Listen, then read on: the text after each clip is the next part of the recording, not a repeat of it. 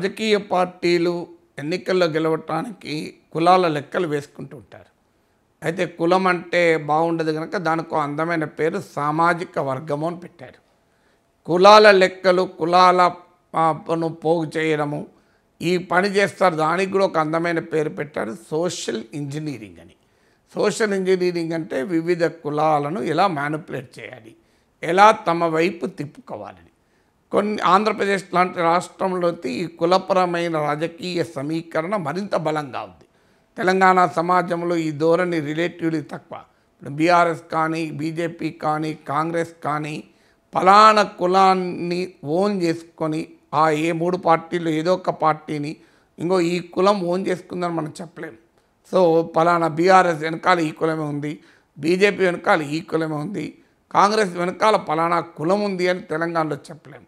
ఎందుకంటే తెలంగాణలో వామపక్ష ఉద్యమాల ప్రభావము, ప్రజలందరినీ కలిపిన తెలంగాణ ఉద్యమ ప్రభావము, వీటి వల్ల తెలంగాణ రాజకీయాల్లో ఈ క్యాస్ట్ ఫ్యాక్టర్ రిలేటివ్లీ తక్కువ.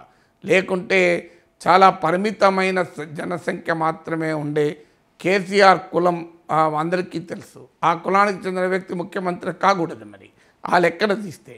అందువల్ల ఆ రకమైన కుల రాజకీయ సమీకరణ, కాస్ట్ బేస్డ్ పొలిటికల్ మొబిలైజేషన్ తెలంగాణలో రిలేటివ్లీ తక్కువ. అందువల్ల కొన్ని కులాలను అట్రాక్ట్ చేయడానికి ప్రయత్నం చేయవచ్చు. బీసీలను అట్రాక్ట్ చేయడానికి, మాదిగలను అట్రాక్ట్ చేయడానికి బీజేపీ ఎన్నికల సమయంలో ఎత్తుగడలు వేసింది. ఎంఐఎంతో పొత్తుతో ముస్లింలను అట్రాక్ట్ చేయడానికి బీఆర్ఎస్ చేస్తుంది.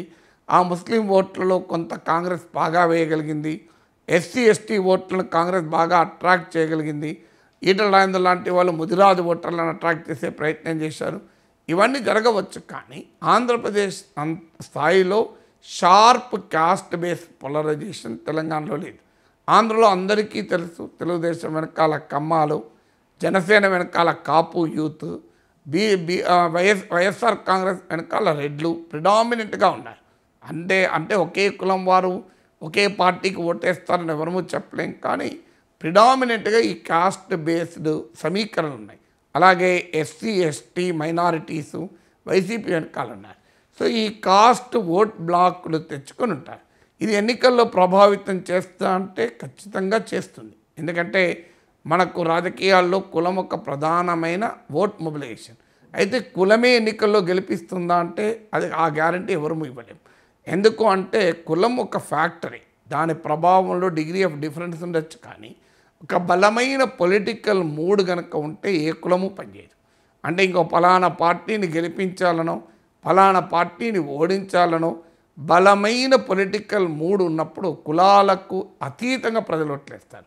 ఒక్క రెడ్లు, ఒక్క మైనారిటీలు, వాళ్ళే ఓట్లేస్తే జగన్మోహన్ రెడ్డికి 2019లో 151 సీట్లు వచ్చాయా, 50% పైగా ఓట్లు వచ్చాయా? అందువల్ల కులం ఒక ఇంపార్టెంట్ ఫ్యాక్టరు, సోషల్ ఇంజనీరింగ్ ఒక ఇంపార్టెంట్ ఫ్యాక్టర్ ఎన్నికల్లో గెలవటానికి. కానీ అది మాత్రమే ఎన్నికల్లో గెలిపిస్తుంది అనుకుంటే పొరపాటు. ఓవరాల్గా ప్రభుత్వ పనితీరు పట్ల ప్రజలకుండే అభిప్రాయము, పార్టీకి ఉన్నటువంటి సంస్థాగత బలము, అలాగే ఎమ్మెల్యే అభ్యర్థుల పట్ల ప్రజలకుండ ఒపీనియను, ఇలా అనేక ఫ్యాక్టర్స్ దీంట్లో ప్రభావం చూపుతాయి.